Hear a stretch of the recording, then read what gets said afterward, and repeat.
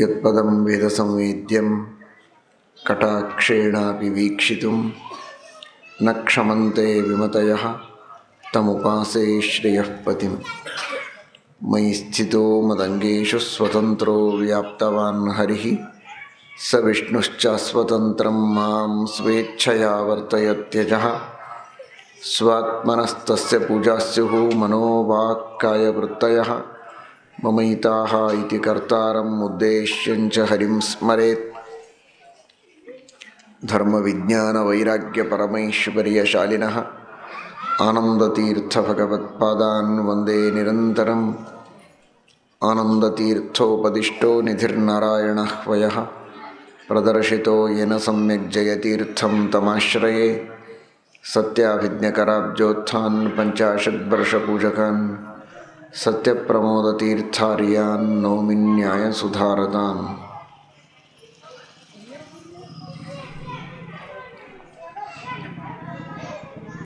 ಕಲ್ಯಾಣಾದ್ಭುತಗಾತ್ರಾಯ ಕಾಮಿತಾರ್ಥಪ್ರದಾಯಿನೇ ಶ್ರೀಮದ್ವೆಂಕಟನಾಥಾಯ ಶ್ರೀನಿವಾಸಾಯ ತೇ ನಮಃ.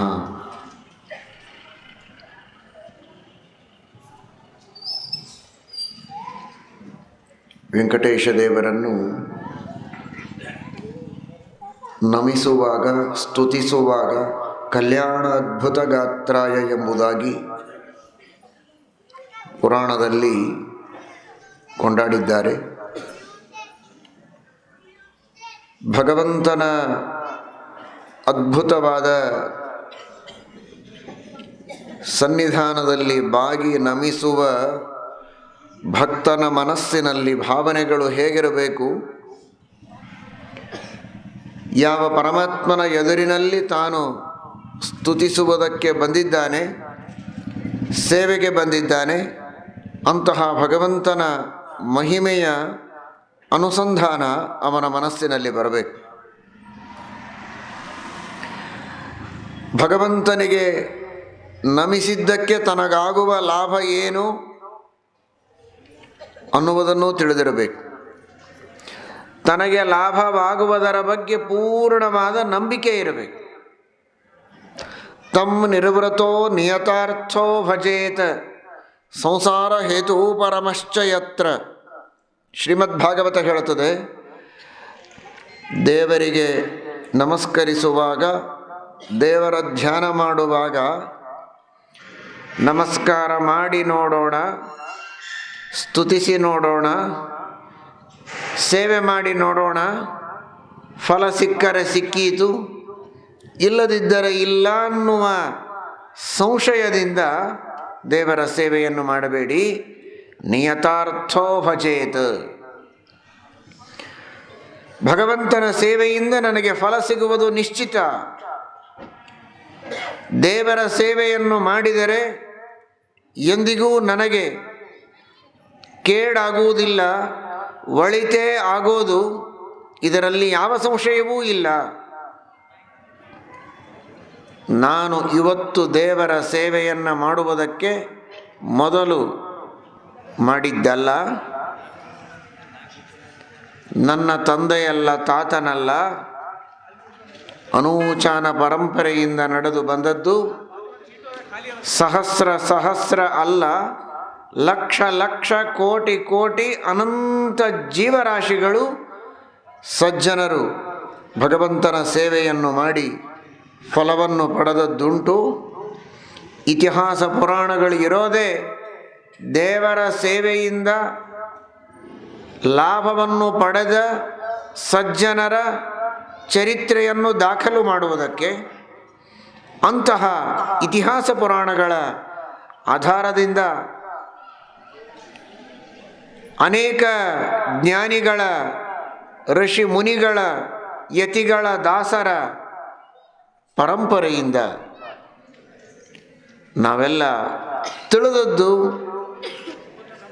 ಸತ್ಯ ಅಂತ ನಂಬಿದ್ದು, ಇದು ಪರಮ ಸತ್ಯ, ಇದರಲ್ಲಿ ಯಾವುದೂ ಸಂಶಯವಿಲ್ಲ ಅಂತ ದೃಢವಾಗಿ ನಂಬಿ ಸೇವೆಯನ್ನು ಮಾಡಬೇಕು ಅಂತ ಶ್ರೀಮದ್ಭಾಗವತ ತಿಳಿಸ್ತದೆ.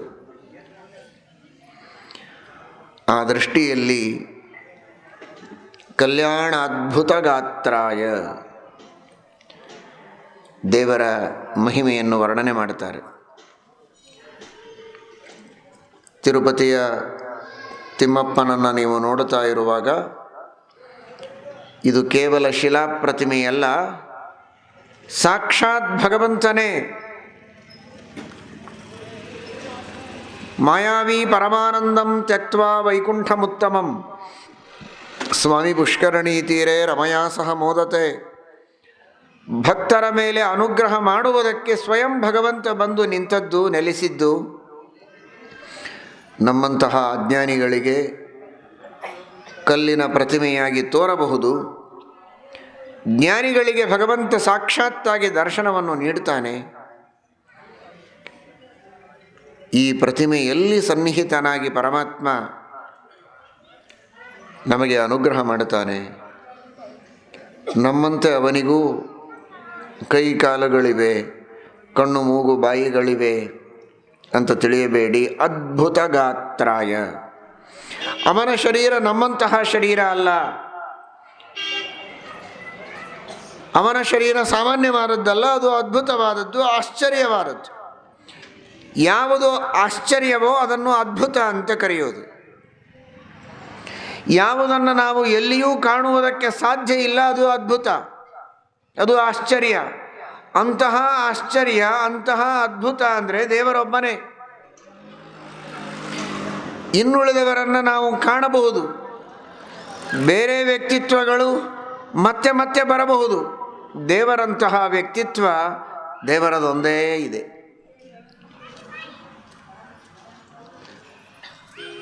ಜಗತ್ತಿನಲ್ಲಿ ಒಬ್ಬ ತಾನು ಬಹಳ ಬುದ್ಧಿವಂತ ಅಂತ ಅಂದುಕೊಂಡಿರ್ತಾನೆ. ಅವನಂತಹ ಬುದ್ಧಿವಂತರು ಸಾವಿರ, ಅವನನ್ನು ಮೀರಿಸುವ ಬುದ್ಧಿವಂತರು ಸಾವಿರ. ಶ್ರೀಮಂತ ನಾನೇ ಅಂತ ತಿಳಿದಿದ್ದಾನೆ, ಅವನಂಥವರು ಅವನನ್ನು ಮೀರಿಸುವವರು ಲಕ್ಷ ಲಕ್ಷ ಜನ ಇದ್ದಾರೆ.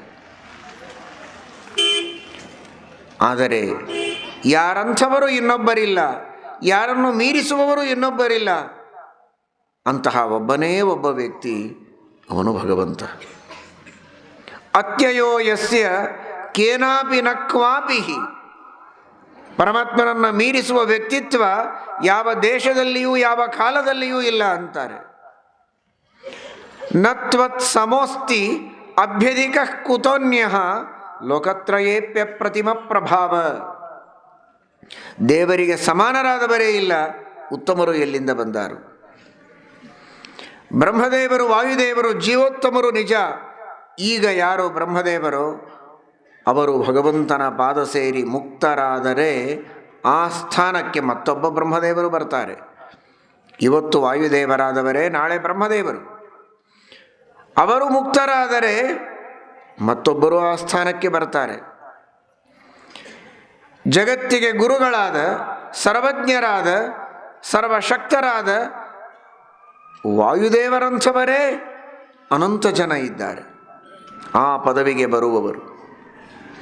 ಇಡೀ ಜಗತ್ತಿನ ಸಂಹಾರ ಮಾಡುವ ಮಹಾದೇವತೆ, ಎಲ್ಲರ ಮನೋಭಿಮಾನಿಗಳು ರುದ್ರದೇವರು. ಅಂಥವರೇ ಅನಂತ ಇದ್ದಾರೆ. ಈ ರುದ್ರದೇವರು ಮುಕ್ತರಾದರೆ ಮತ್ತೆ ಆ ಪದವಿಯಲ್ಲಿ ಬಂದು ತಮ್ಮ ಕಾರ್ಯವನ್ನು ನಿರ್ವಹಿಸುವ, ನಮ್ಮ ನಿಮ್ಮೆಲ್ಲರ ಮನಸ್ಸನ್ನು ನಿಯಂತ್ರಣ ಮಾಡಿ ನಮಗೆಲ್ಲ ಜ್ಞಾನವನ್ನು ಕೊಡುವಂತಹ ಮಹಾನುಭಾವರು ರುದ್ರದೇವರು. ಪರಮಪೂಜ್ಯರು, ಮಾನನೀಯರು. ಆದರೆ ಅಂತಹ ರುದ್ರದೇವರು ಅನಂತ ಇದ್ದಾರೆ. ಎಷ್ಟು ವ್ಯತ್ಯಾಸ ನೋಡಿ. ಬ್ರಹ್ಮ, ರುದ್ರ, ಇಂದ್ರ, ಗರುಡ, ಶೇಷ ಮೊದಲಾದ ಸ್ಥಾನಗಳಿಗೆ ಬರುವ ವ್ಯಕ್ತಿಗಳು ಅನಂತ ಅನಂತ ಇದ್ದರೆ, ಭಗವಂತನ ಸ್ಥಾನಕ್ಕೆ ಬರುವವರು ಒಬ್ಬರೂ ಇಲ್ಲ. ಭಗವಂತನ ಸ್ಥಾನ ಭಗವಂತನಿಗೇ ಮೀಸಲು. ಪರಮಾತ್ಮನಿಗೂ ಇನ್ನುಳಿದ ದೇವತೆಗಳಿಗೂ ಇರುವಂತಹ ವ್ಯತ್ಯಾಸ ಎಷ್ಟು ದೊಡ್ಡದಿದೆ. 1, 2 ಅಂಕಿಗಳಲ್ಲಿ ವ್ಯತ್ಯಾಸ ಅಲ್ಲ, ಅನಂತ ಅನಂತ ವ್ಯತ್ಯಾಸ ಇದೆ. ಅಂತಹ ಸ್ಥಾನ ಭಗವಂತನದು ಅನ್ನುವುದಕ್ಕೆ ಭಗವಂತನ ವ್ಯಕ್ತಿತ್ವವೇ ಇದು ಅದ್ಭುತ. ಪರಮಾತ್ಮ ಇವನು ಆಶ್ಚರ್ಯ. ಯಾಕೆ ಅಂದರೆ ಅವನಂಥವರು ಇನ್ನೊಬ್ಬರಿಲ್ಲ ಅಂತ. ಹೌದು ಅಲ್ವೋ ಹೇಳಿ?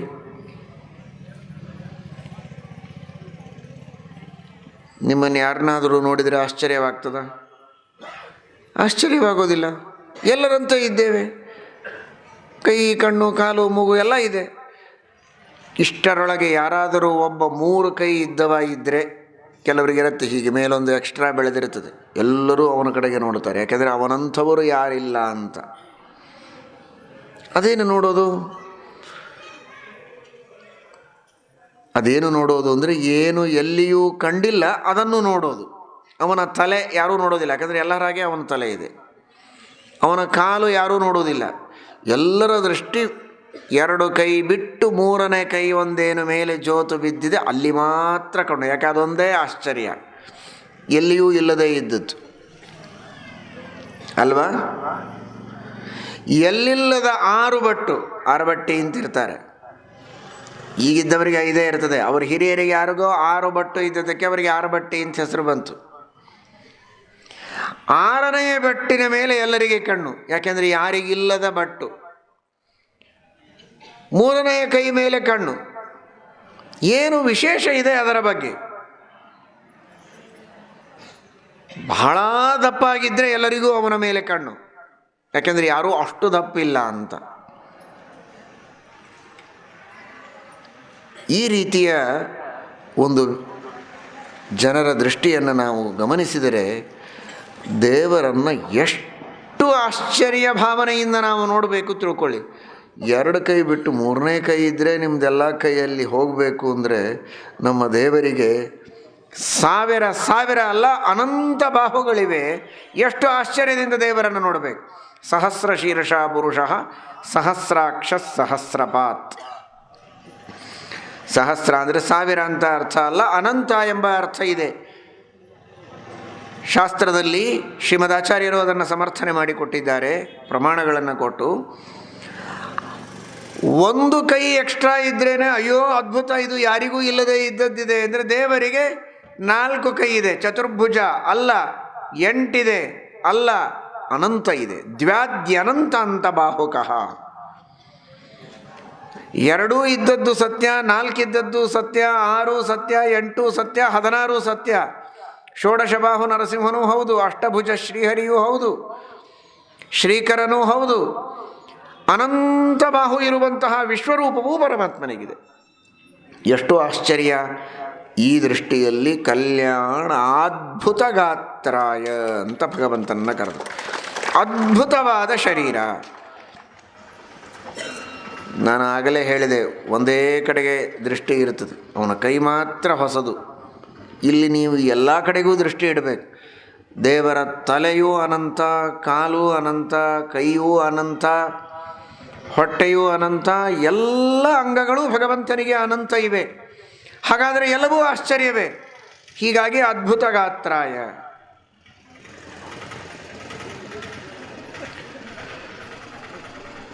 ದೇವರ ಆ ವಿಶ್ವರೂಪವನ್ನು ಕಾಣುವ ಯೋಗ್ಯತೆ ನಮ್ಮ ನಿಮ್ಮದಲ್ಲ. ಅರ್ಜುನ ಕಂಡ, ಬ್ರಹ್ಮದೇವರು ಇನ್ನೂ ವಿಶೇಷವಾಗಿ ಕಂಡಿದ್ದಾರೆ, ಕಾಣ್ತಾ ಇದ್ದಾರೆ.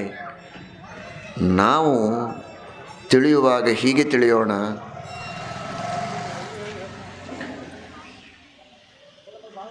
ನಡೆಯಲಾಗದ ಒಬ್ಬ ವ್ಯಕ್ತಿಯನ್ನು ಚೆನ್ನಾಗಿ ನಡೆಯುವ ಸಾಮರ್ಥ್ಯ ಇದ್ದ ಮತ್ತೊಬ್ಬ ವ್ಯಕ್ತಿ ತಾನು ನಡೆದು ಅವನನ್ನು ನಡೆಸ್ತಾನೆ.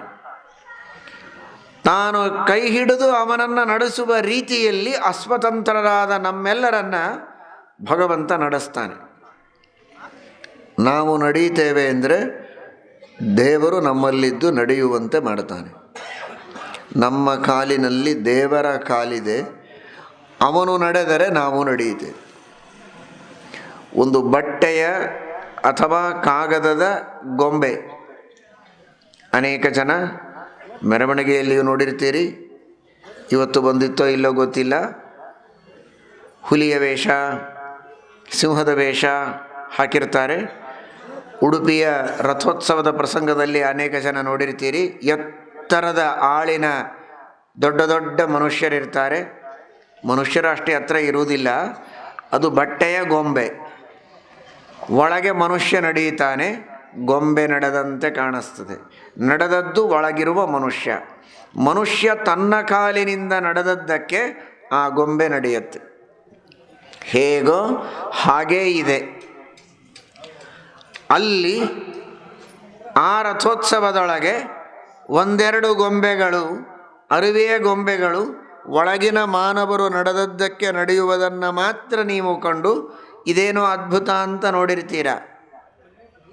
ಆದರೆ ತಿಳಿಯಿರಿ, ಪ್ರಪಂಚದ ಪ್ರತಿಯೊಬ್ಬ ಜೀವ, ಮಾನವನೋ ಪ್ರಾಣಿಯೋ, ಹುಲಿ ವೇಷ ಹಾಕಿದಾಗ ಹೇಗೆ ಒಳಗೊಬ್ಬ ಮಾನವ ನಡೀತಾನೆ, ಆದರೆ ಹುಲಿ ನಡೆದಂತೆ ಕಾಣಿಸ್ತದೆ, ಅದು ಹುಲಿಯ ವೇಷ ಅಷ್ಟೆ.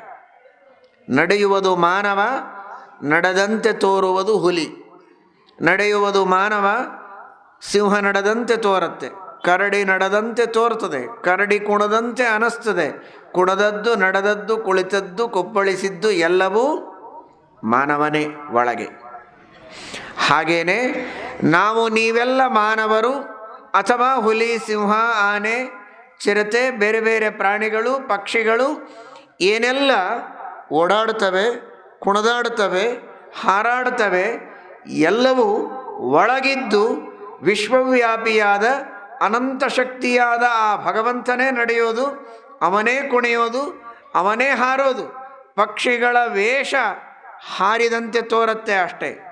ಅಲ್ಲಿ ಬಟ್ಟೆಯ ವೇಷ, ಇಲ್ಲಿ ಚರ್ಮದ ವೇಷ. ಇಷ್ಟೇ ವ್ಯತ್ಯಾಸ.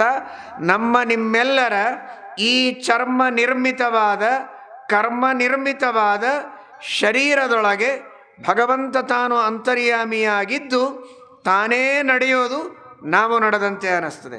ಹಾಗಾದರೆ ಇಲ್ಲಿ ಇದೊಂದು ಚರ್ಮದ ಗೊಂಬೆ. ಈ ಚರ್ಮದ ಗೊಂಬೆ ನಡೆಯುವುದಕ್ಕೆ ದೇವರ ಎರಡು ಕಾಲು ಬೇಕು.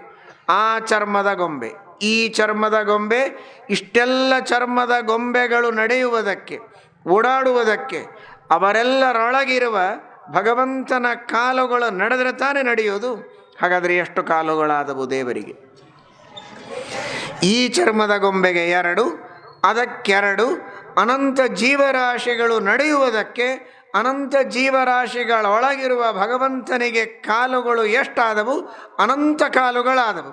ಹಾಗಾದರೆ ಕಲ್ಯಾಣ ಅದ್ಭುತ ಗಾತ್ರಾಯ, ಆ ಭಗವಂತನಿಗೆ ವಿಶ್ವರೂಪದ ಅನಂತ ಕಾಲುಗಳು ನಮ್ಮ ಕಣ್ಣಿಗೆ ಕಾಣದಿದ್ದರೂ ಕೂಡ ನಾವು ಈ ಎಲ್ಲ ಗೊಂಬೆಗಳ ಆಟಕ್ಕೆ ಒಳಗಿರುವ ಭಗವಂತನಿಗೆ ಅನಿವಾರ್ಯವಾಗಿ ಕಾಲುಗಳು ಇರಲೇಬೇಕು ಅಂತ ಊಹಿಸಿಕೊಂಡಾಗ ಆ ಭಗವಂತನ ಅದ್ಭುತವಾದ ಗಾತ್ರದ ಕಲ್ಪನೆ ನಮ್ಮ ಊಹೆಗೆ ಬರಬಹುದು. ಸ್ವಲ್ಪ ಕಾಣ್ಕೆಗೆ ಬರದಿದ್ದರೂ ಊಹೆಗೆ ಬರುವುದಕ್ಕೆ ಸಾಧ್ಯ ಇದೆ. ಅಂತಹ ಅದ್ಭುತವಾದ ಗಾತ್ರ ಪರಮಾತ್ಮನದು ಅನ್ನುವುದಕ್ಕೆ ಕಲ್ಯಾಣ ಅದ್ಭುತ ಗಾತ್ರಾಯ. ನನ್ನಂತೆಯೇ ಎರಡು ಕಾಲಿನ ಮೇಲೆ ನಿಂತ ಶ್ರೀನಿವಾಸನೇ, ಇದೋ ನಿನಗೆ ನಮನಾಂತ ನಮಸ್ಕಾರ ಮಾಡಬೇಡಿ. ನನ್ನಂತೆ ನೀನಲ್ಲ, ಎರಡು ಕಾಲಿನ ಮೇಲೆ ನಿಂತವ ನಾನು, ಅನಂತ ಕಾಲುಗಳಿಂದ ಎಲ್ಲರನ್ನೂ ನಿಲ್ಲಿಸಿದವ ನೀನು. ನಿನ್ನೆದರಿಗೆ ನಾನು ಕುನ್ನಿ ಮಾನವ, ನೀನು ಸರ್ವೋತ್ತಮ ಶಕ್ತಿ ಅಂತ ಭಕ್ತಿಯ ಭಾರದಿಂದ ಬಾಗಿ ನಮಿಸಿ ಅಂತ ತಿಳಿಸುವುದಕ್ಕೆ ಪುರಾಣ ಹೇಳ್ತಾ ಇದೆ. ಅದ್ಭುತ ಗಾತ್ರಾಯ, ಅಂತಹ ಅದ್ಭುತವಾದ ಗಾತ್ರ ಪರಮಾತ್ಮನದು. ಈ ಅನುಸಂಧಾನದಿಂದ ಭಗವಂತನಿಗೆ ನಮಸ್ಕಾರ ಮಾಡಬೇಕು. ಇದು ಕಾಲಿಗೆ ಮಾತ್ರ ಸಂಬಂಧಪಟ್ಟದ್ದಲ್ಲ. ಉದಾಹರಣೆಗೆ ಹೇಳಿದ್ದು ಕಾಲು. ಅದೇ ಅರಿವೆಯ ಗೊಂಬೆಗಳನ್ನೇ ಉದಾಹರಣೆಯಾಗಿ ತೆಗೆದುಕೊಳ್ಳಿ. ಮೆರವಣಿಗೆಯಲ್ಲಿ ಮುಂದೆ ನಡೆಯುವ, ಕೃಷ್ಣನ ಎದುರಿಗೆ ನಡೆಯುವ ಅರಿವೆಯ ಗೊಂಬೆಗಳು ನಡೆಯಬೇಕಾದರೆ ನೋಡದೆ ಹೇಗೆ ನಡೆಯೋದು? ಎಲ್ಲಿಯೂ ಆಕ್ಸಿಡೆಂಟ್ ಆಗುವುದಿಲ್ಲ, ಯಾರ ಮೈ ಮೇಲೂ ಅವು ಬೀಳೋದಿಲ್ಲ, ದಾರಿ ನೋಡಿಕೊಂಡು ಚೆನ್ನಾಗಿ ನಡೆಯುತ್ತವೆ. ಹಾಗಾದರೆ ಕಣ್ಣಿಗೂ ಕಾಣಿಸ್ತದೆ, ಆದರೆ ಅವುಗಳಿಗೆ ಕಣ್ಣಿಲ್ಲ, ಕಾಣುತ್ತವೆ. ಹೇಗೆ? ಒಳಗಿದ್ದ ಮಾನವನ ಕಣ್ಣಿನಿಂದಲೇ ಕಂಡು ಅವು ನಡೆಯುತ್ತೆ. ಅದೇ ರೀತಿ ಅಸ್ವತಂತ್ರರಾದ ನಮಗೂ ಸ್ವತಂತ್ರವಾಗಿ ಕಾಣುವ ಶಕ್ತಿಯೂ ಇಲ್ಲ. ಶ್ರೋತ್ರಸ್ಯ ಶ್ರೋತ್ರಂ ಮನಸೋ ಮನೋಯತ್ ವಾಚೋಹ ವಾಚಂ ಸೌ ಪ್ರಾಣಸ್ಯ ಪ್ರಾಣಃ ಚಕ್ಷುಷಶ್ಚಕ್ಷು ಅತಿಮುಚ್ಯ ಧೀರಾಃ ಪ್ರೇತ್ಯಾಸ್ಮಾಲ್ಲೋಕಾದಮೃತಾ ಭವಂತಿ. ನಮ್ಮೆಲ್ಲರಿಗೆ ಕಣ್ಣುಗಳನ್ನು ಒಳಗೆ ಕೊಟ್ಟು ತೋರಿಸುವಂಥವನು ಭಗವಂತನೇ. ಹಾಗಾದರೆ ಈ ಗೊಂಬೆಯಲ್ಲಿ ತೋರಿಸುವುದಕ್ಕೆ ದೇವರಿಗೆ 2 ಕಣ್ಣುಗಳಾದರೆ ಅನಂತ ಜೀವರಾಶಿಗಳಲ್ಲಿದ್ದು ಅವರೆಲ್ಲರಿಗೂ ತೋರಿಸುವುದಕ್ಕೆ ಭಗವಂತನಿಗೆ ಅನಂತ ಕಣ್ಣುಗಳಿವೆ, ಹಾಗೇ ಅನಂತ ಕಿವಿಗಳಿವೆ, ಎಲ್ಲ ಅಂಗಾಂಗಗಳು ಅನಂತ ಇವೆ ಎಂಬುದಾಗಿ ನಾವು ಅರ್ಥ ಮಾಡಿಕೊಳ್ಳಬೇಕು. ಈ ದೃಷ್ಟಿಯಲ್ಲಿ ಭಗವಂತನಿಗೆ ಅದ್ಭುತ ಗಾತ್ರಾಯ, ಮಾಡಬಾರದ ತಪ್ಪುಗಳನ್ನು ಎದುರಿಗೆ ಮಾಡಿದರೆ ಕಣ್ಣಾರೆ ಕಂಡು ಶಿಕ್ಷೆಯನ್ನು ಕೊಡುವಂತಹ ಅನಂತ ಕಣ್ಣುಗಳನ್ನು ಪಡೆದವ ಭಗವಂತ ಎಂಬ ಎಚ್ಚರವೂ ನಮಗಿರಬೇಕು. ಅದ್ಭುತತೆಯನ್ನು ಮಾತ್ರ ತಿಳಿಯುವುದಲ್ಲ, ಆ ಅದ್ಭುತ ಗಾತ್ರ ಇದೆ ಅಂತನ್ನುವ ಕಲ್ಪನೆ ಯಾಕೆ ಅಂದರೆ, ದೇವರ ಎದುರಿಗೆ ತಪ್ಪು ಮಾಡಬೇಡ ಮಹಾರಾಯ, ಇದೆ ಮನೆಯೊಳಗಿದೆ, ಮತ್ತೆ ನಮ್ಮ ಕೆಲಸ ಮಾಡೋಣ, ಗುಡಿಯೊಳಗೆ ಬಂದಾಗಂಥ ಕೆಲಸ ಮಾಡಬೇಡ ಅಂತ ಕೆಲವರು ಹೇಳ್ತಿರ್ತಾರೆ. ಹೇಳೋದು ಒಳ್ಳೆಯದೇನೆ, ತಪ್ಪೇನಲ್ಲ, ಅಷ್ಟಾದರೂ ಹೊತ್ತು ಒಳ್ಳೆಯ ಕೆಲಸ ಮಾಡಲಿ. ಆದರೆ ಇದು ಆಡುವ ಮಾತಲ್ಲ. ನಿಜವಾಗಿ ತಕ್ಕ ಮಟ್ಟಿಗೆ ತಾತ್ಕಾಲಿಕವಾದ ಲಾಭ ಈ ಮಾತಿನಿಂದ ಉಂಟು. ದೇವಸ್ಥಾನಗಳಿಗೆ ಬಂದಾಗಾದರೂ ಸಜ್ಜನನಾಗಿ ಬಾಳ್ತಾನೆ ಅಂದರೆ ಸಂತೋಷನೇ ಪಡಬೇಕು. ಆದರೆ ದೇವಸ್ಥಾನದಲ್ಲಿ ಮಾತ್ರ ದೇವರಿದ್ದಾನೆ, ಮನೆಯಲ್ಲಿ ದೇವರಿಲ್ಲ. ಇಲ್ಲಿ ನಾನು ತಪ್ಪು ಮಾಡಿದರೆ ದೇವರಿಗೆ ಗೊತ್ತಾಗತ್ತೆ, ನನ್ನ ಮನೆಯಲ್ಲಿ ನಾನು ಮಾಡಿದರೆ ಗೊತ್ತಾಗೋದಿಲ್ಲ ಅಂತ ತಿಳಿಯುವುದಿದೆಯಲ್ಲ, ಅದು ತಪ್ಪು. ಅದ್ಭುತ ಗಾತ್ರಾಯ, ಆ ಭಗವಂತನ ಶರೀರ ದೇವಸ್ಥಾನದೊಳಗಿನ ಪ್ರತಿಮೆಯೊಳಗೆ ಮಾತ್ರ ಇದೆ ಅಂತ ತಿಳಿಯಬೇಡಿ. ದೇವಸ್ಥಾನದಲ್ಲಿಯೂ ಭಗವಂತ ಇದ್ದಾನೆ, ಮನೆಯಲ್ಲಿಯೂ ಇದ್ದಾನೆ, ನಿಮ್ಮ ಆಫೀಸಲ್ಲಿಯೂ ಇದ್ದಾನೆ, ನೀವು ಎಲ್ಲೆಲ್ಲಿ ಹೋಗ್ತೀರೋ ಅಲ್ಲೆಲ್ಲ ಇದ್ದಾನೆ, ಇಲ್ಲದಿರುವ ಸ್ಥಳವೇ ಇಲ್ಲ.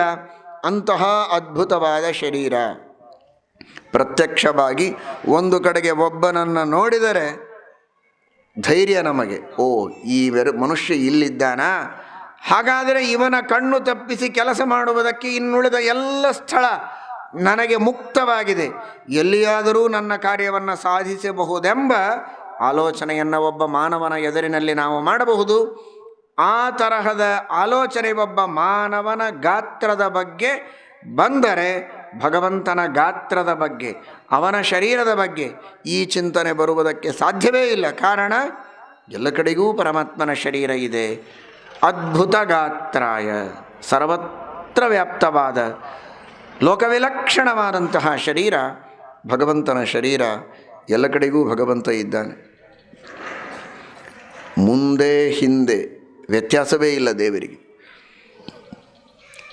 ದೇವರ ಹಿಂದೆ ಹೋಗಿ ಮಾಡೋಣ ಅಂತ ಕೆಲವರು, ಗುಡಿ ಎದುರಿಗೆ ತಪ್ಪು ಮಾಡೋದು ಬೇಡ, ಹಿಂದೆ ಹೋಗಿ ಮಾಡೋಣ ಅಂತ ಪ್ರದಕ್ಷಿಣೆ ಹಾಕುವ ನೆಪದಲ್ಲಿ ಹೋಗಿ ದೇವರ ಹಿಂದೆ ಕದ್ದು ಮುಚ್ಚಿ ಏನು ತಿನ್ನೋದೋ ಕುಡಿಯೋದೋ ಮಾಡಿಬಿಡ್ತಾರೆ ಕೆಲವರು. ದೇವರಿಗೇನು ಕಾಣಿಸೋದಿಲ್ಲ.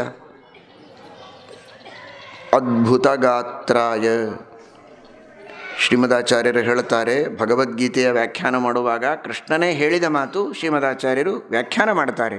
ಸರ್ವತಃ ಪಾಣಿಪಾದಂ ತತ್ ಸರ್ವತೋಕ್ಷಿಶಿರೋ ಮುಖಂ ಸರ್ವತಃ ಶ್ರುತಿಮಲ್ಲೋಕೆ ಸರ್ವಮಾವೃತ್ಯ ತಿಷ್ಠತಿ.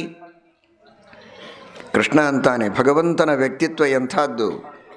ಅದ್ಭುತ ಗಾತ್ರಾಯ, ಇದರ ವ್ಯಾಖ್ಯಾನವನ್ನು ಶ್ರೀಕೃಷ್ಣ ಪರಮಾತ್ಮ ಭಗವದ್ಗೀತೆಯಲ್ಲಿ ಮಾಡಿದ್ದು. ಸರ್ವತಃ ಪಾಣಿಪಾದಂತತ್ ಸರ್ವತೋಕ್ಷಿಶಿರೋ ಮುಖಂ. ಪರಮಾತ್ಮನಿಗೆ ಬೆನ್ನಲ್ಲಿಯೂ ಕಣ್ಣಿದೆ, ಕಣ್ಣಲ್ಲಿಯೂ ಬೆನ್ನಿದೆ. ಕೈಯಿಂದ ನಡೆಯಬಹುದು, ಕಾಲಿನಿಂದ ಕೆಲಸ ಮಾಡಬಹುದು, ಕಣ್ಣಿನಿಂದ ಕೇಳಬಹುದು, ಕಿವಿಯಿಂದ ನೋಡಬಹುದು. ಭಗವಂತ ಎಲ್ಲ ಇಂದ್ರಿಯಗಳ ಶಕ್ತಿ ಎಲ್ಲ ಕಡೆಗೂ ಇದೆ ಭಗವಂತನಿಗೆ. ಇದು ಭಗವಂತನ ಗಾತ್ರದ ಅದ್ಭುತತೆ. ಅದ್ಭುತ ಗಾತ್ರಾಯ, ಪರಮಾತ್ಮನ ಗಾತ್ರ ಇದು ಹೇಗೆ ಅದ್ಭುತ ಅಂದರೆ, ನಮ್ಮ ನಿಮ್ಮೆಲ್ಲರ ಗಾತ್ರ, ಅದರ ಶಕ್ತಿಯ ಪಾತ್ರ ಬಹಳ ಸೀಮಿತ. ಆದರೆ ಪರಮಾತ್ಮನ ಗಾತ್ರ ಇದು ಯಾಕೆ ಅದ್ಭುತ ಅಂದರೆ, ಆ ಭಗವಂತನ ಶಕ್ತಿಯ ಪಾತ್ರವೇ ಅನಂತವಾಗಿದೆ, ಅದಕ್ಕೆ ಸೀಮೆಯೇ ಇಲ್ಲ. ಅಂತಹ ಅದ್ಭುತವಾದ ಗಾತ್ರ ಪರಮಾತ್ಮನದು ಅನ್ನೋದಕ್ಕಾಗಿ ಇದರೊಳಗೆ ಎರಡೂ ನಮಗೆ ತಿಳಿದು ಬರ್ತದೆ. ಒಂದು ಧೈರ್ಯ, ಭರವಸೆ, ಹುಮ್ಮಸ್ಸು, ಉತ್ಸಾಹ. ಇನ್ನೊಂದು ಕಡೆಗೆ ಭಯ. ಏನು ಧೈರ್ಯ?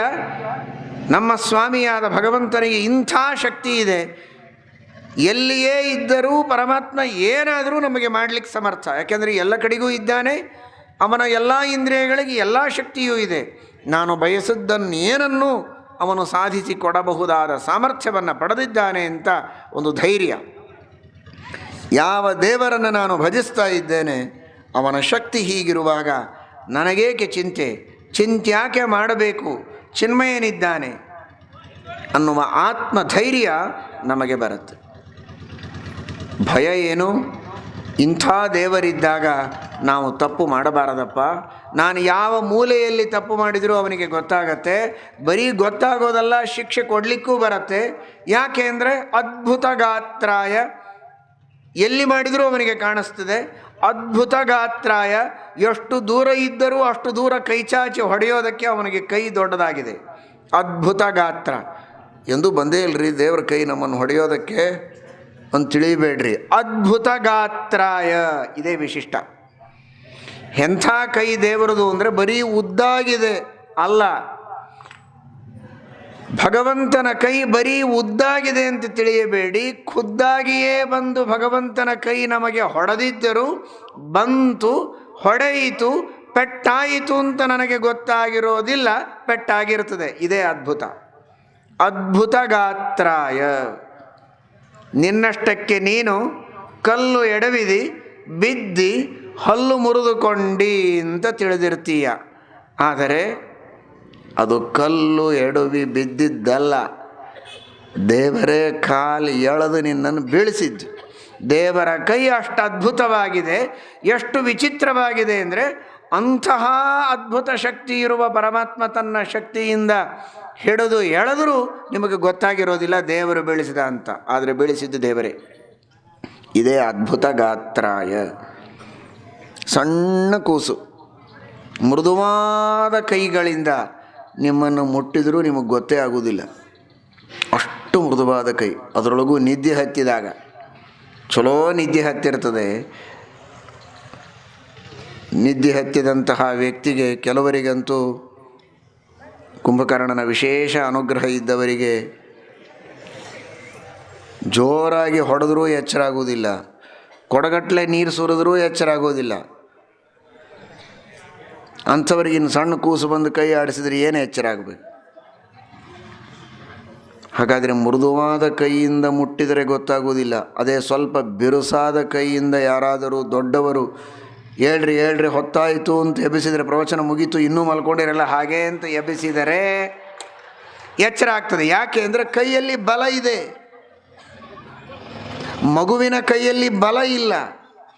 ಬಲ ಇಲ್ಲದ ಕೈಯಿಂದ ಮುಟ್ಟಿದಾಗ ಗೊತ್ತಾಗಿಲ್ಲ, ಬಲ ಇರುವ ಕೈಯಿಂದ ಮುಟ್ಟಿದರೆ ಗೊತ್ತಾಯಿತು. ಕಂಪೇರ್ ಮಾಡಿ. ಈ ಮಗುವಿಗೆ ಬಲ ಇಲ್ಲ, ನಿಮಗೆ ಬಲ ಇದೆ. ನೀವು ಮುಟ್ಟಿ ಎಬ್ಬಿಸಿದ್ದಕ್ಕೆ ಪಕ್ಕದಲ್ಲಿದ್ದವನಿಗೆ ಎಚ್ಚರ ಆಯಿತು. ಬಲ ಇರುವ ಕೈ, ಅನಂತ ಬಲ ಇರುವ ಕೈಯಿಂದ ಭಗವಂತ ನಮ್ಮನ್ನು ಎಬ್ಬಿಸಿದರೆ, ನಮ್ಮನ್ನು ನೂಕಿಸಿದರೆ, ನಮ್ಮನ್ನು ಬೀಳಿಸಿದರೆ ನಮಗೆ ಎಷ್ಟು ಚೆನ್ನಾಗಿ ಗೊತ್ತಾಗಬೇಕಾಗಿತ್ತು.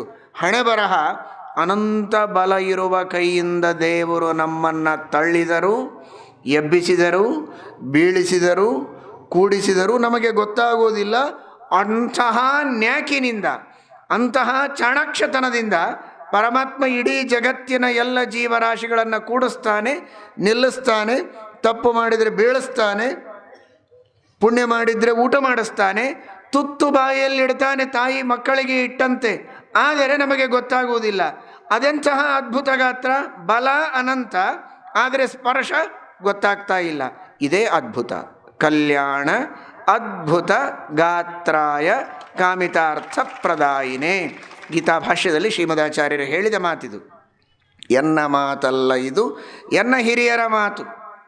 ಗೀತಾ ಭಾಷ್ಯದಲ್ಲಿ ಶ್ರೀಮದಾಚಾರ್ಯರು ಹೇಳ್ತಾರೆ, ಭೂಮಿಯ ಮೇಲೆ ನಾನು ಕುಳಿತಿದ್ದೇನೆ, ನಾನು ಭೂಮಿಯ ಮೇಲೆ ಕುಳಿತೆ, ಪೀಠದ ಮೇಲೆ ಕುಳಿತೆ, ಬಟ್ಟೆಯ ಮೇಲೆ ಕುಳಿತೆ, ಗೊತ್ತಾಗತ್ತೆ ನನಗೆ ನಾನೆಲ್ಲಿ ಕುಳಿತಿದ್ದೇನೆ ಅಂತ. ಅದರ ಬಗ್ಗೆ ತಿಳುವಳಿಕೆ ಇದೆ. ಆದರೆ ನಿಜವಾಗಿ ನಾನು ಕೂತದ್ದು ದೇವರ ಮೇಲೆ. ಎಳ್ಳು ಮನೆಯ ಮುಳ್ಳು ಕೊನೆಯ ಪೊಳ್ಳು ಬಿಡದೆ ಠಾವಿನಲ್ಲಿ ಲಕುಮೀನಲ್ಲನಿದ್ದಾನೆ. ಒಳಗೆ ಹೊರಗೆ ಎಲ್ಲ ಠಾವಿನಲ್ಲಿ ಲಕುಮೀನಲ್ಲನಿದ್ದಾನೆ. ಈ ಬಟ್ಟೆಯ ಒಳ ಹೊರಗೆ, ಹೊರಗೂ ದೇವರಿದ್ದಾನೆ ಅಂದರೆ ನಾನು ಕೂತದ್ದು ಬಟ್ಟೆಯ ಮೇಲೋ, ಬಟ್ಟೆಯ ಹೊರಗೆ ಇರುವ ದೇವರ ಮೇಲೋ. ದೇವರ ಮೇಲೆ ನನಗೆ ಗೊತ್ತಾಗೋದು ಬಟ್ಟೆಯ ಮೇಲೆ ಅಂತ, ದೇವರ ಮೇಲೆ ಕುಳಿತಿದ್ರೂ ಗೊತ್ತಿಲ್ಲ. ಒಂದು ಹುಳದ ಮೇಲೆ ಕುಳಿತಿದ್ದೇನೆ ಗೊತ್ತಾಗಿಲ್ಲ ಅಂದರೆ ಅನ್ನಬಹುದು. ಯಾವ ವ್ಯಕ್ತಿತ್ವ ವಿಶ್ವವ್ಯಾಪಿ, ಯಾವ ವ್ಯಕ್ತಿತ್ವ ಅತ್ಯಂತ ಪ್ರಕಾಶಮಾನ, ಅಂತಹ ವ್ಯಕ್ತಿತ್ವದ ಮೇಲೆ ಕುಳಿತರೂ ನನಗೆ ಗೊತ್ತಾಗೋದಿಲ್ಲ ಅಂದರೆ ಆ ಗಾತ್ರದ ಅದ್ಭುತತೆ ಎಷ್ಟು ವಿಚಿತ್ರ. ಕಲ್ಯಾಣಾದ್ಭುತ ಗಾತ್ರಾಯ ಕಾಮಿತಾರ್ಥ ಪ್ರದಾಯಿನೇ. ಇಂತಹ ಗಾತ್ರ ಅದು ಭಗವಂತನ ಗಾತ್ರ, ಅತ್ಯದ್ಭುತವಾದಂತಹ ಗಾತ್ರ, ಎಲ್ಲ ಕಡೆಗಿರುವ ಗಾತ್ರ. ಗಾತ್ರ ಅಂದರೆ ಶರೀರ. ಸಂಸ್ಕೃತವನ್ನು ಅಭ್ಯಾಸ ಮಾಡಿ ಎಲ್ಲರೂ ಕೂಡ. ಸಂಸ್ಕೃತದ ವಿದ್ಯಾಲಯದ ಉದ್ಘಾಟನೆಯ ಪ್ರಸಂಗದಲ್ಲಿ ಈ ಮಾತನ್ನು ಹೇಳ್ತಾ ಇದ್ದೇವೆ. ಸಂಸ್ಕೃತವನ್ನು ಚೆನ್ನಾಗಿ ಕಲಿಯಿರಿ. ಕಲ್ಯಾಣಾದ್ಭುತ ಗಾತ್ರಾಯ, ಆ ಭಗವಂತನ ಗಾತ್ರ, ಆ ಶರೀರ ಅತ್ಯಂತ ಅದ್ಭುತವಾದದ್ದು, ಎಲ್ಲ ಕಡೆಗಿದೆ, ಎಲ್ಲ ಶಕ್ತಿಯನ್ನು ಪಡೆದುಕೊಂಡಿದೆ, ಕಾಣದಂತೆ ಇದೆ, ರಕ್ಷಣೆಗೆ ಒದಗ್ತದೆ, ತಪ್ಪು ಮಾಡಿದಾಗ ಶಾಸನಕ್ಕೂ ಜಾಗರೂಕವಾಗಿದೆ. ಎಚ್ಚರದಿಂದಿರಿ, ಧೈರ್ಯದಿಂದ ಇರಿ, ಪ್ರೀತಿಯಿಂದ ನೋಡಿ, ಶ್ರದ್ಧೆಯಿಂದ ಬಾಗಿ, ಭಕ್ತಿಯಿಂದ ನಮಿಸಿ, ವಿಶ್ವಾಸದಿಂದ ಸ್ತುತಿಸಿ, ನಂಬಿಕೆಯಿಂದ ಭಜಿಸಿ ಉದ್ಧಾರವನ್ನು ಹೊಂದಿ ಎಂಬ ಸಂದೇಶವನ್ನು ಪುರಾಣ ನಮಗೆ ನೀಡುತ್ತಾ ಇದೆ. ಅಂತಹ ಶ್ರೀನಿವಾಸ ದೇವರ ಪ್ರತಿಷ್ಠಾಪನೆ ಇಲ್ಲಿ ನಡೀತಾ ಇದೆ. ಶ್ರೀನಿವಾಸ ದೇವರ ವಿಶೇಷ ಅನುಗ್ರಹ ಊರಿನ ಎಲ್ಲ ಭಗವದ್ಭಕ್ತರ ಮೇಲೆ ಆಗುವುದರಲ್ಲಿ ಸಂಶಯವಿಲ್ಲ. ನಮ್ಮ ಪಂಡಿತ ವೇದನಿಧಿ ಆಚಾರ್ಯರು ನಿಮ್ಮೆಲ್ಲರ ಭಕ್ತರ ಪೂರ್ಣ ಸಹಕಾರದಿಂದ ಇದೊಂದು ದೊಡ್ಡ ಸೇವೆಯನ್ನು ಮಾಡಿದ್ದಾರೆ. ವೇದವ್ಯಾಸ ದೇವರ ಶ್ರೀಮದ್ ಆಚಾರ್ಯರ ಹೆಸರಿನಲ್ಲಿ ವಿದ್ಯಾಲಯವನ್ನು ಸ್ಥಾಪನೆ ಮಾಡಿ ಅನೇಕ ವರ್ಷಗಳವರೆಗೆ ಪಾಠ ಪ್ರವಚನಗಳನ್ನು ಮಾಡುತ್ತಾ ಆ ಪಾಠ ಪ್ರವಚನಗಳ ಸೇವೆಯಿಂದ ಸಂತುಷ್ಟನಾಗಿ ತಿರುಪತಿಯ ತಿಮ್ಮಪ್ಪ ಒಲಿದು ಪ್ರತ್ಯಕ್ಷನಾಗಿ ಇಲ್ಲಿ ಬಂದಿದ್ದಾನೆ. ತಪಸ್ಸು ಮಾಡಿದರೆ ದೇವರು ಪ್ರತ್ಯಕ್ಷನಾಗಿ ಅನುಗ್ರಹ ಮಾಡುತ್ತಾನೆ ಅಂತ ಪುರಾಣಗಳಲ್ಲಿ ಹೇಳುತ್ತಿರಲ್ಲ. ಎಂದಾದರೂ ಪ್ರತ್ಯಕ್ಷನಾಗಿದ್ದಾನ ಅಂದರೆ ಪಾಠ ಪ್ರವಚನಗಳನ್ನು ಮಾಡಿ ಭಕ್ತಿಯಿಂದ ದೇವರ ಸೇವೆಯನ್ನು ಮಾಡಿದ್ದಕ್ಕೆ ತಿಮ್ಮಪ್ಪ ಪ್ರತ್ಯಕ್ಷನಾಗಿ ಇಲ್ಲಿ ಬಂದದ್ದೇ ಸಾಕ್ಷಿ. ನಿಜವಾಗಿಯೂ ಇಲ್ಲಿ ತಿಮ್ಮಪ್ಪ ಬಂದದ್ದು ಶ್ರೀನಿವಾಸ ದೇವರು ಶಾಲಿಗ್ರಾಮ ಶಿಲಾರೂಪದಲ್ಲಿ, ಅಲ್ಲಿ ಪ್ರತಿಷ್ಠಾಪನೆಯೇ ಬೇಕಾಗಿಲ್ಲ. ನಿಜವಾಗಿ ಶಾಲಿಗ್ರಾಮ ಶಿಲಾದಲ್ಲಿ ನಿತ್ಯದಲ್ಲಿ ಭಗವಂತನ ಸನ್ನಿಧಾನ ಸ್ವಯಂ ಇದೆ. ಆ ರೀತಿಯ ಭಗವಂತನ ವಿಶೇಷ ಸನ್ನಿಧಾನದಿಂದ ಕೂಡಿದ ಶಾಲಿಗ್ರಾಮದ ಶಿಲೆಯ ರೂಪದಲ್ಲಿ ಶ್ರೀನಿವಾಸ ದೇವರು ಬಂದು ಇಲ್ಲಿ ಸನ್ನಿಹಿತರಾಗಿದ್ದಾರೆ ಅಂದರೆ ಇದು ದೊಡ್ಡ ನಿಮ್ಮೆಲ್ಲರ ಭಕ್ತಿ, ಅವರ ವಿಶೇಷವಾದಂತಹ ಪಾಠ ಪ್ರವಚನ, ಅವರು ಮಾಡಿದ ಭಗವಂತನ ಸೇವೆ, ಶ್ರದ್ಧೆಗೆ ದೇವರು ಒಲಿದು ಬಂದಿದ್ದಾನೆ. ಈ ದೇವಸ್ಥಾನ ಹಾಗೂ ಈ ವ್ಯಾಸಮಧ್ವ ಸಂಸ್ಕೃತ ವಿದ್ಯಾಲಯ ಇದು ಉತ್ತರೋತ್ತರ ಅಭಿವೃದ್ಧಿಯನ್ನು ಹೊಂದಲಿ, ನಿರಂತರ ಸಚ್ಚಾಸ್ತ್ರಗಳ ಪಾಠ ಪ್ರವಚನ ಎಲ್ಲ ನಡೆಯಲಿ, ನಿಮಗೆ ಬಂದ ಎಲ್ಲ ಕಷ್ಟಗಳನ್ನು ಪರಿಹರಿಸಿ ಇಷ್ಟಾರ್ಥಗಳನ್ನು ನೀಡುವುದಕ್ಕೆ ಅನಂತ ಕಣ್ಣು, ಅನಂತ ಕೈ ಕಾಲುಗಳಿಂದ ಕೂಡಿದ ಅದ್ಭುತ ಗಾತ್ರನಾದಂತಹ ಭಗವಂತ ಯಾವಾಗಲೂ ನಿಮ್ಮ ರಕ್ಷಣೆಗೆ ಇರಲಿ. ಶ್ರೀಕೃಷ್ಣಾರ್ಪಣಮಸ್ತು.